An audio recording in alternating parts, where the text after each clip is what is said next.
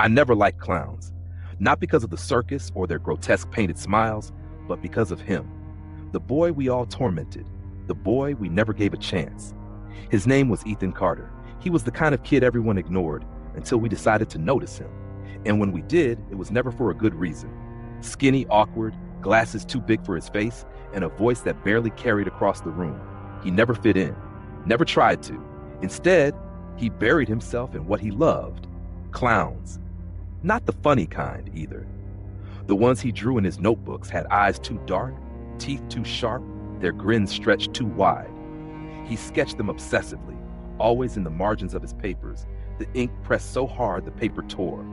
When he wasn't drawing them, he was watching old clown performances on his cracked phone screen, mimicking their exaggerated gestures.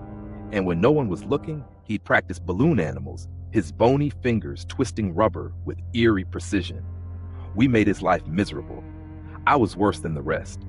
At first, it was just harmless pranks, knocking his books out of his hands, scribbling over his clown drawings, whispering cruel jokes behind his back. But when we saw how easily he crumbled, we pushed harder, tripping him in the halls, hiding his stuff, locking him in the janitor's closet. It was so easy. He never fought back. He just stood there, trembling, his wide eyes glassy, his lips pressed together like he was swallowing a scream. And then came the worst day. It was junior year. Lunch break. The cafeteria was packed, buzzing with noise. Ethan sat alone at the farthest table, sketching in his notebook as always. Kyle, Tommy, Jamie, and I decided to have some fun. Kyle snatched the notebook from his hands. "What's this, freak?" Ethan lunged for it, but Kyle yanked it away, flipping through the pages. The drawings were worse up close. Clowns with hollow eyes, grins too wide for their faces, their fingers stretching into claws. "This is seriously messed up," Jamie said, laughing. Tommy grabbed a handful of fries and smeared them across one of the pages. Oops. Ethan's face turned red. He was shaking. "Give it back." I should have just ended it there, but I didn't. I grabbed the book and held it over my head. "Come on, Ethan, do a trick for us. Isn't that what clowns do?" The cafeteria roared with laughter. Ethan lunged again, and this time I let him grab it, only to shove him backward. His tray clattered to the floor, food splattering everywhere. The laughter grew louder. Ethan stared at me, his face twisted in something I'd never seen before. Not just anger, not just sadness, something deeper, something hungry. He picked up his notebook, his hands stained with ketchup that looked too much like blood, and walked away without a word. That was the last time we saw him. A week later, Ethan was gone. The whispers spread fast. "Did you hear?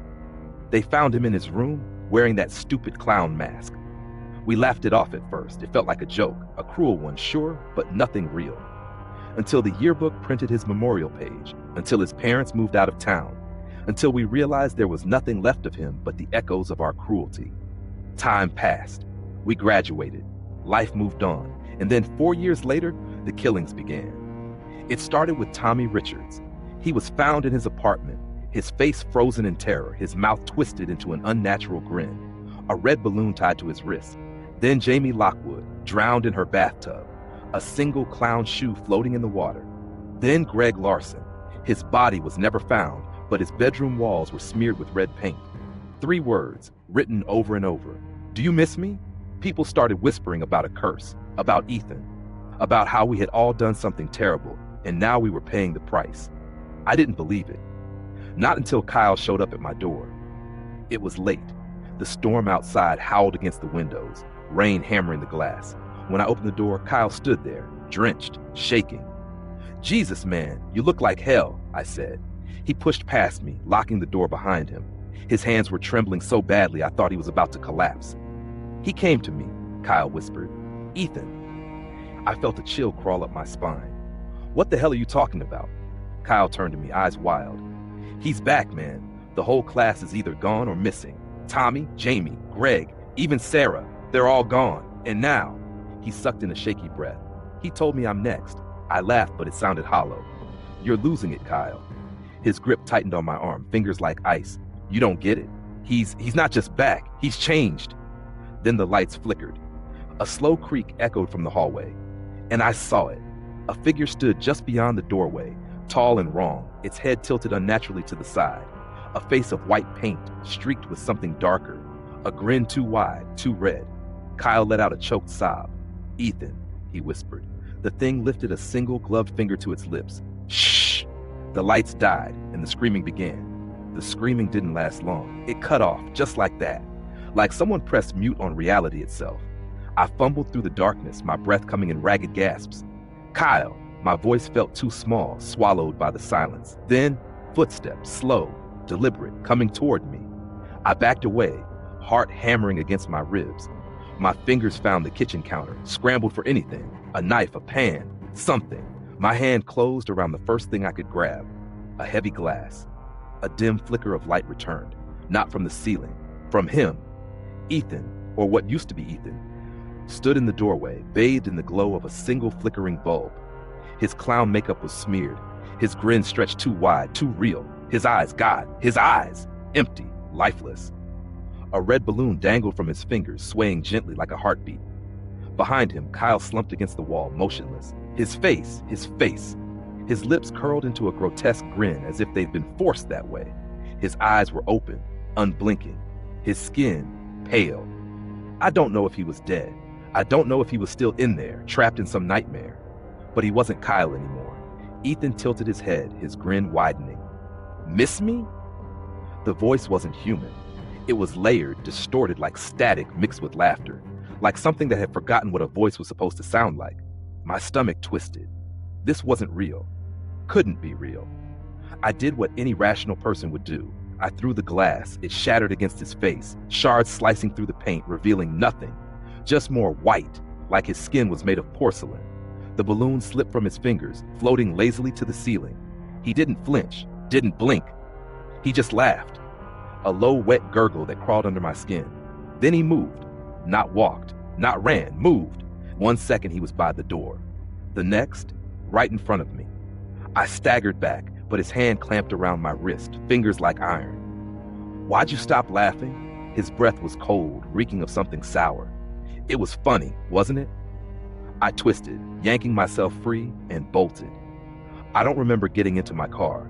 I don't remember starting it. All I remember is driving, speeding through the rain-slick streets, my pulse pounding in my ears. Kyle was dead, or worse. And Ethan? Ethan was something else now. Something wrong. I didn't go home. I couldn't. Instead, I drove to the only place that made sense, the cemetery. Ethan's grave was exactly where I remembered. Small, unremarkable, just a slab of stone with his name and the dates carved into it. Ethan Carter, 2002-18. I knelt beside it, my breath clouding in the cold air. My hands trembled as I traced the letters. "What are you?" The wind howled in response. Then, movement. I turned sharply, shadows stretched between the gravestones. The fog thickened, curling around me like fingers. I wasn't alone. A low chuckle echoed through the cemetery, distant yet too close. I spun around, my pulse hammering. Nothing, just the graves, the dead. Another laugh, this time behind me. I whipped around, too late. Something slammed into my chest, knocking me backward. I hit the ground hard, pain shooting up my spine. My vision blurred, but I saw him. Ethan, crouching over me, head tilted, that painted grin stretching impossibly wide. "I forgave you." His fingers curled around my throat. "But I never forgot." I gasped, clawing at his grip. His skin was cold, not like flesh, like ceramic. His fingers tightened, squeezing the air from my lungs. My vision darkened. Then, light. Blinding, burning. Ethan recoiled with an inhuman screech, clutching his face. I sucked in a desperate breath, rolling away. The source of the light? A flashlight, held by an old man in a rain-soaked coat. "Get up!" His voice was sharp, urgent. "Now!" I didn't hesitate. I scrambled to my feet, chest heaving. Ethan writhed in the light, his form flickering, like static on a broken screen. The old man kept the beam trained on him, his grip steady. "Who the hell are you?" I gasped. He didn't answer. Instead, he reached into his coat, pulling out something small and rusted. A key. He shoved it into my hand. "His house," he said. "Basement. You'll find what you need." Ethan let out a piercing shriek. The light flickered. The old man grabbed my wrist. "Run." And we did. The drive to Ethan's childhood home was a blur. The old man sat in the passenger seat, silent, eyes fixed ahead. The house was abandoned, its windows gaping like empty eye sockets. The wind rattled the porch boards as I stepped inside. Dust coated everything. The air was thick with mildew and something worse. The basement door loomed ahead. I gripped the key. My pulse pounded. Whatever answers were down there, I wasn't sure I wanted them, but I didn't have a choice. I turned the key and stepped into the dark. The basement swallowed me whole. The door groaned shut behind me, sealing out the last sliver of moonlight. The air was thick, stagnant, damp.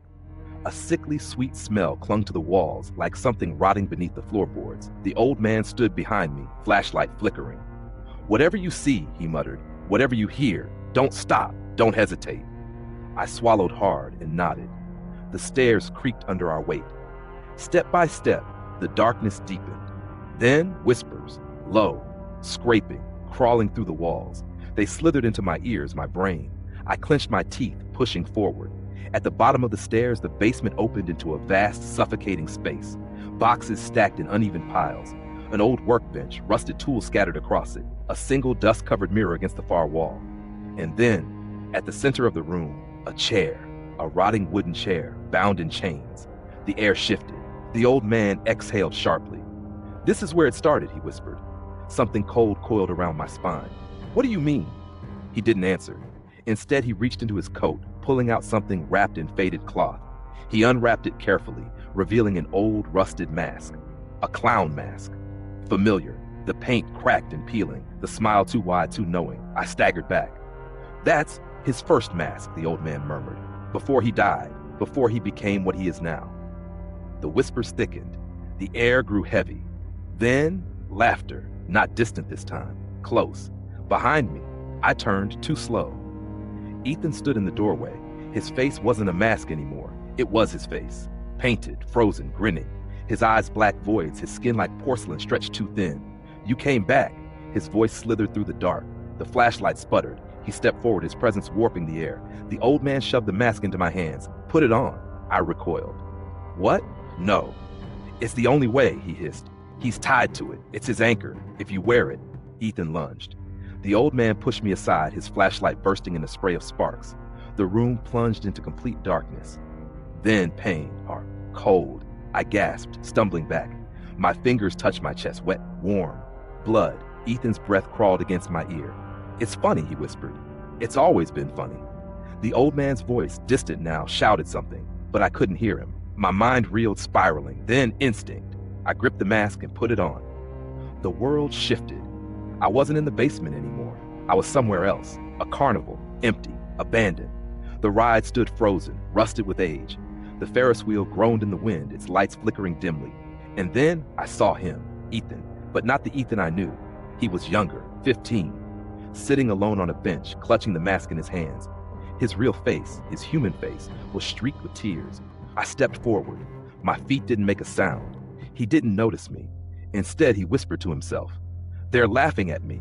They'll always laugh at me." A shadow loomed behind him, a tall, gaunt figure, featureless, wrapped in darkness. A voice, cold and slithering, coiled around the scene. "I can make them stop." Ethan flinched. "How?" The shadow bent down, its whisper crawled through my bones. "Give me your laughter." Ethan hesitated. His fingers tightened around the mask. The shadow's grin widened. "Wear it, and I'll take the pain away." Ethan's breath hitched. Then slowly he lifted the mask to his face. The moment it touched his skin, he screamed. Not in pain, in laughter, horrible, piercing laughter that cracked through the night. The carnival melted, the shadow coiled around him, sinking into his flesh. His body convulsed, his limbs twisting, his mouth stretched. He became something else. And then he looked at me, through the mask, straight into my soul. The world snapped back. I ripped the mask off, gasping for air. I was back in the basement. The old man lay crumpled against the wall, blood pooling beneath him. Ethan stood over him, head tilted. But something was wrong. He was flickering, unstable. His form wavered, his grin twitching. I gripped the mask. If it started everything, it could end it. I lunged, slamming the mask onto his face. Ethan screamed. The sound wasn't human. As it shattered through the walls, through my skull, through reality itself. The room twisted, warped. Darkness swallowed everything. And then I woke up outside. The house was gone. Not burned, not collapsed, just gone, like it had never been there at all. The old man was nowhere to be seen. But the mask, it was still in my hands, and it was laughing. They never found Kyle's body. They never found any of them. The town moved on, pretended it never happened, but I know the truth. Ethan's not gone. Not really. Because sometimes at night I hear it, that same wet gurgling, and I know he's still watching.